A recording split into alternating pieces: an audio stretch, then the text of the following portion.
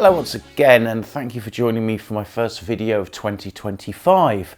And as ever, if you like the kind of videos I make on YouTube, be them about music, electronics, old technology or whatever, please think about hitting the subscribe button because it really does help things to move along on this channel. I think at the moment of making this video, we're almost up to 7,000 subscribers, which is pretty amazing for, you know, something that just basically started out of as an idea, you know, coming out of lockdown. And you know, it's been doing great the last 2 years. You know, we've had some real success on here, and I'm really hoping that things will grow even more. And if you do find this video or any other videos interesting, then please also hit the share button and share it amongst Facebook and all your other sort of social media things, because again, that does help to get the word out there. Now, today we're talking about Live Aid. And this year, 2025, is the 40th anniversary of that absolutely amazing day on July the 13th. Now, I don't know about you, but I always like to celebrate it every year. Hopefully, if the weather's good, I get my little barbecue outside here, because this room is onto my garden, so I can have the barbecue on the go. And I like to watch all of my Live Aid footage that I have in time order. And actually last year, me and my friend Caro, we actually watched all 16 hours in sync, and I actually had it running on a media player and on a computer, so if anything went wrong, could switch over to the backup just to make sure that we didn't miss out on anything in actual time order. And it was great fun, and I'm going to do the same this year as well. But also coming out this year, we've got Disney Plus. Now, Disney Plus have, I think, almost become the kings now of music documentaries, mostly because of, obviously, the Peter Jackson Get Back film. And we now live in a world where there was music documentaries made before Get Back, and now we have music documentaries after Get Back. And I would say that a documentary about Live Aid is going to be one of the most important documentaries ever made. It was the biggest concert ever. It was the first big global television event of anything. I think more people watched Live Aid than ever watched, you know, the Olympics or anything else that was transmitted around the world in real time. And, you know, we all know what it's about because you wouldn't be watching this video if you didn't. But as I say, we've got this pre-Get Back, post-Get Back. Now, many of you would have bought this 20 years ago, which is the official Live Aid DVD. And it boasts on the front over 10 hours of footage. Well, Live Aid was 16 hours in total. Yes, there was not all of that was actual performance. And this DVD didn't do a bad job at all because you got the bulk of Live Aid. You didn't get all of it, but you got a good chunk of the live performance. But what you didn't really get was anything else from the day. Now, there is a real taster for what can be done on this DVD, and that was the documentary Food Trucks and Rock and Roll that's on at the end, which I actually think is the best bit of the entire DVD, because what it has, they had a film crew, as in shooting on 16mm film, filming the event, filming stuff backstage, and they made this little film that's on here. They also went to Africa, and there's also clips from around the UK, different events that went on at the time about Live Aid. There were various concerts in different towns where there was even like a Live Aid country and western concert. I think that was in Telford. And then there was, you know, Live Aid Morris dancing up in Scotland. You know, all sorts of things that went on. So, you know, we could have, effectively, you could have almost 3 or 4 documentaries relating to Live Aid. I think there's certainly room to have a documentary made purely about the people of the country, people that were putting on events, what people were doing on the day, you know, and a lot of this could be collated from, you know, regional news crews, regional news programs, etc. But anyway, there's a little bit of that on here. But what's more important on this is there's footage from inside Wembley Stadium. Now, a lot of that was not seen on TV at the time because obviously it was shot on film. Film has to be processed and edited and put together. But of course, in 1985, what seemed relevant then, and even what seemed relevant in 2005, may not be seen as relevant like it is now. And the kind of footage that I'm talking about is, you've got stuff shot on the stage, and particularly when you see the finale of Do They Know It's Christmas that's on here, there's loads of close-ups of different people interacting that you didn't see or you didn't notice when it was on TV. I mean, it's quite funny when you see people like Adamant and they're just there holding up the words like this, and they're just sort of like reading it. They're not even taking in what's going on, and it's almost like a sort of school concert that's gone a little bit wrong. And, you know, there's all other interaction. I mean, you know, like, you know, Freddie's all over Bono at one point, which is quite amusing. And it's just got so much more energy the way it's been recut with all this other footage. Now, the other thing that all these film cameras on the day had, they filmed things that weren't transmitted. Now, if you look at this montage that they've put to David Bowie's Heroes, which is absolutely brilliant, nearly all the footage in it is from film cameras. There's a little bit of TV footage, but just the odd shot. And you see things like The Who doing Won't Get Fooled Again, which would suggest that the whole of The Who's set was indeed filmed on 16mm. Now, the Live Aid website, the YouTube channel, they've edited together My Generation, which obviously cuts out after 30 seconds because of the power cut. And in one shot of it, you actually see the screens go blank when the power cut happens. Now, they must have filmed Pinball Wizard as well. So we could have the entire set by The Who shown for the first time, which would be brilliant. There's an audio recording that's been circulating for years, allegedly done by a radio station who had a microphone backed up in the stadium. It was probably there more to collect atmos of the audience rather than as a kind of a backup. But you know, there is an audio recording of the whole Who set, and there's a tiny fragment at the end of Pinball Wizard which got shown in America on MTV, and there's, like, you know, the first 20 seconds of My Generation was playing before the power cut. But it's just the other bits of this, as well as having extra material to go along with the normal TV camera footage, is there's so many great shots of the crowd, of the people in the stadium, you know, and that's priceless because it really does give you that feel of being inside the stadium and being there with the people. And that isn't really conveyed on the TV coverage and on the material that's on here, because, you know, you're just watching effectively the band on stage. And yes, there's, you know, cutaways of the audience, and there's some lovely bits where obviously the cameras are actually on the stage, and they go right up close to, like, the singers. Like, you know, there's that classic shot of Freddie Mercury where he's doing all his Day-O stuff, and the camera sort of goes around the back of him, and you just see this massive crowd of people. Now, from a technical point of view, all this 16mm film footage has one thing in common: it's effectively HD, and that will make a big difference. Now, if all the material they find gets the sort of Peter Jackson style cleanup and is edited sympathetically, it will look fantastic. It will look absolutely amazing. And so if there is going to be two different things, a documentary that Bob Geldof's doing and a Live Aid film, which will effectively be the performances, if they can get all these elements together and do it right, it will be brilliant. Now, there's obviously bits in there that, you know, there's bad bits of sound and stuff. Not much, but there's the odd issues where the balance is slightly out or whatever.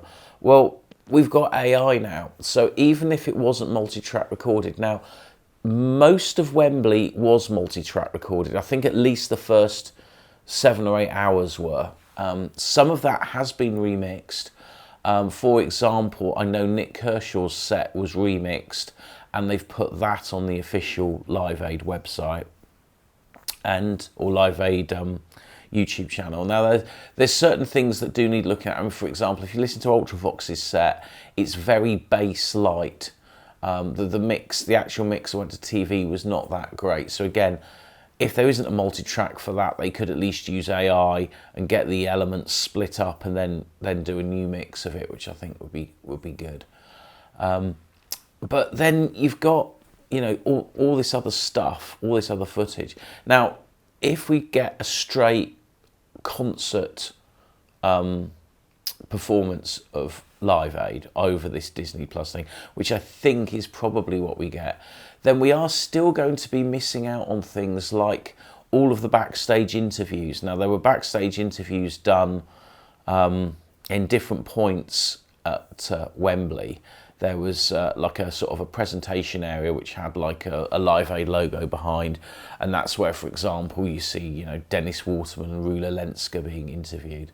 But then there was like a sort of garden area in the back, and that's where the famous sort of Andy Kershaw interview with Howard Jones and Phil Collins and people is, where he is a little bit rude to them.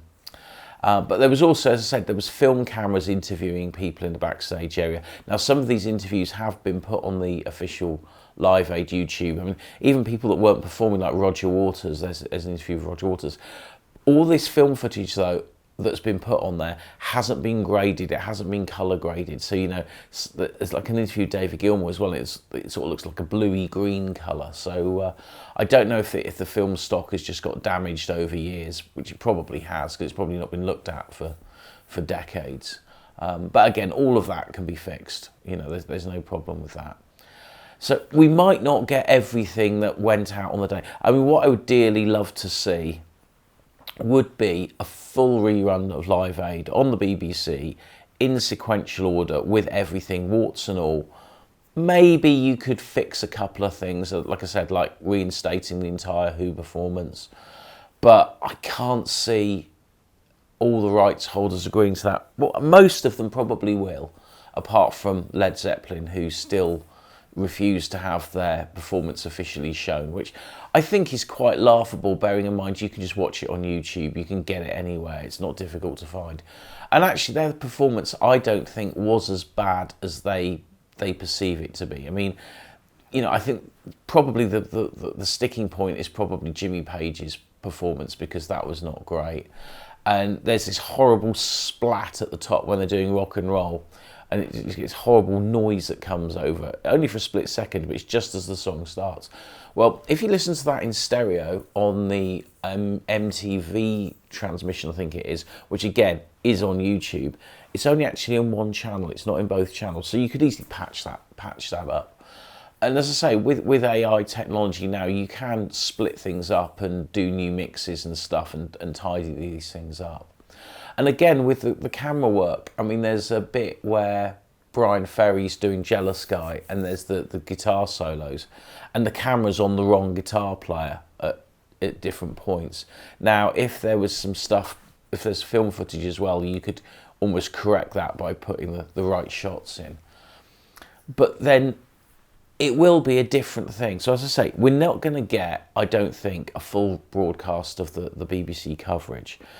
But I think what we can have, and most of what I'm talking about at the moment, is just the Wembley material. Now, with the JFK material, there's a lot less of it. There were no, I don't think there were any phone cameras in the press pit like there was in the UK. I mean, if you actually look at close-ups of the press pit, there's at least 2 or 3 film cameras down there. So, you know, as to what extra material there is from JFK, I don't know, because not everything got kept. I know some of the host broadcasters kept some of their material, but, you know, there's a lot of gaps, which is why there isn't complete performances of a lot of the artists on here, simply because there isn't film footage or videotape footage of it. So I think the whole JFK thing, it's weird because it was none of the performances really from America were deemed as being iconic, as in the way of the UK footage. There's no Queen, there's no David Bowie, there's no Bob Geldof having the audience, you know, that bit where he does "I Don't Like Mondays" and it all goes sort of dead quiet. There's none of that in the American footage. The American footage is very much more like you're watching a big American multi-band rock concert, of which the Americans were already quite good at doing that sort of thing. I mean, after all, they gave us Woodstock and everything that followed on. So I think, you know, the what we're going to get from America probably is not going to be as good as the, you know, obviously the iconic moments from London. Now on this box set, again, when it was released, I got this horrible feeling that they mastered it for America, so they mastered it in NTSC, and I think they may have transcoded it then into PAL for the UK. So it's, when I watch it, the pictures don't look that great. Now it says it's a PAL DVD, and a lot of DVDs at the time were being mastered in NTSC for worldwide release, because back then most UK TVs could play NTSC as well. But I'm not sure. I mean, this might well be PAL, and they might have just, you know, tried to squash as much into it as possible. Now, this original DVD was put together by Jill Sinclair. Now, Jill Sinclair also did that fantastic documentary about the making of the Band-Aid single, Do They Know It's Christmas? So it would look like she would, if she's involved in this one, I don't know, somebody else is, then they should have access to all the negatives, all the film footage, and hopefully we should get something really special. But I think, even though Disney, they've done the new Beatles 64 documentary, which hasn't gone down that well with Beatles fans because of its sort of lack of musical content. So again, we might get a documentary that's more about the behind the scenes with less concert footage. Now, that for me is what I would like to see. I'd like to see, you know, all that backstage stuff, all those clips talking to the audience, because there's some really nice interviews with people in the audience on this DVD. And if they can let the whole thing breathe so that there's not going to be a time constraint. I mean, you could easily make a 3 or 4 hour documentary about that day. I don't think there would be, you know, because there would be so much, all the interviews, all the backstage interviews, everything like that could all be put together. But as I say, I don't know what's going to be in this. This is just pure speculation and hopes as much as anything else. But if Geldof himself is behind the film documentary, which will probably get shown as a limited run in cinemas before it goes to streaming, hopefully it will be on normal television at some point, then it's probably going to be more from his perspective, which would be great. I mean, there's been some good documentaries in the past. There was the 2-parter that the BBC did, again, in 20 years ago now, and I think one was called Rocking All Over the World and the other part was called something else. Anyway, it was 2 1.5 hour-ish documentaries, and they were great because it was all about, the first one was all about the run-up to Live Aid, about how they got all the acts together and whatnot. And again, I think a lot of this will be covered in Geldof's documentary. And then the second part, it was all about the how they, you know, what happened on the day. And again, that's a brilliant 2-parter. And, you know, the only thing I didn't like about it was the fact it wasn't longer, because, you know, I could have watched, you know, hours of that stuff. But then there was also a dramatised thing called When Harvey Met Bob. And again, that was absolutely brilliant. That was, you know, I mean, there may have been a bit of, you know, license in it, in the telling of the story, but it was a really well done drama, and, you know, hopefully that will get repeated as well. because there's no reason why it shouldn't be, because I don't think there's anything in it that's changed since then, so that would be great. And yeah, so I think it's going to be an exciting time for Live Aid fans, and hopefully, you know, it will get the coverage that it deserves, because as well, we're another generation on now from the last significant celebration, which was of course when this came out, and the Live 8 concerts that, you know, it's kind of, I wouldn't say it's been forgotten, but nobody ever talks about Live 8 like they talk about Live Aid. I think because between Live Aid and Live 8, we were so used to multi-band concerts and having concerts around the world and then seeing them all at home at once. That's just become the norm now.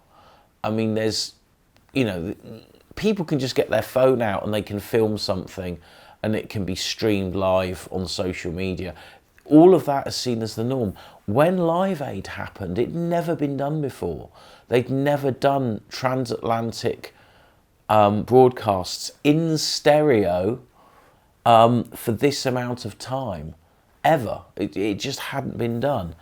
And so to do this, I think was just absolutely extraordinary. And, you know, as I say, there was the odd bit of sound balancing fluffs here and there, but the majority, 95% of the sound mix for the whole of that Wembley show and the JFK show was pretty much perfect. Certainly for the media at the time, which was TV and stereo radio. I mean, obviously I listen to it every year, and it just still baffles me how good that sound is. When actually, if you go back to the Live 8 concert from Hyde Park, some of the sound on that was dreadful. I mean, you barely heard any sound of the audience up until, I think it was Robbie Williams, where somebody had obviously plugged the mics in and faded them up, and it had a bit more atmosphere. But up until that point, the sound was very dry. And, you know, once it got up to sort of The Who, Pink Floyd and McCartney, then obviously it sounded fine. But, you know, whereas on Live Aid, you listen to Status Quo, you hear the roar of the crowd, you feel the excitement, and then they just blast into rocking all over the world. And it's an exciting moment. And this is why I love Live Aid so much, is because it was such an exciting day. The music was exciting. It wouldn't have been as great if the weather hadn't been so good, because, you know, it was a bright sunny day. Everybody was happy. And it's just that moment in time where music really did bring people together around the world. And if you watch that documentary on here, the aid that it produced almost straight away. I mean, this concert happened in July. Within a month, there was grain, there was tools, there was aid being distributed to parts of Ethiopia within 4 weeks. I mean, now I think when a lot of charities do things, there seems to be a lag between the money being donated and then stuff actually being done. Whereas here, it was, you know, Geldof was getting this stuff done almost immediately, and that's just amazing. And as he always says, you know, it doesn't matter whether you bought a piece of plastic, you bought this, you bought a concert ticket, you donated on the day, you help save lives. And I just think that's an absolutely brilliant thing that he did. So yeah, roll on July the 13th, 2025. I will be sat in this room watching Live Aid from 12 o'clock onwards for 16 hours. And I've actually, on my Facebook page, Matthew North Music, there's actually an event there. So if anybody wants to join the event and you've got copies of Live Aid, you know, most of it's on YouTube. You can watch it off archive.org. Somebody's uploaded all the BBC footage to there. You can sit at home, have a couple of drinks, have a barbecue, watch Live Aid, and have a great nostalgic day. Anyway, thank you for listening to this. I hope you found it enjoyable, and let's hope what we get will be, you know, something really great, looking great and sounding fantastic. Thanks for watching.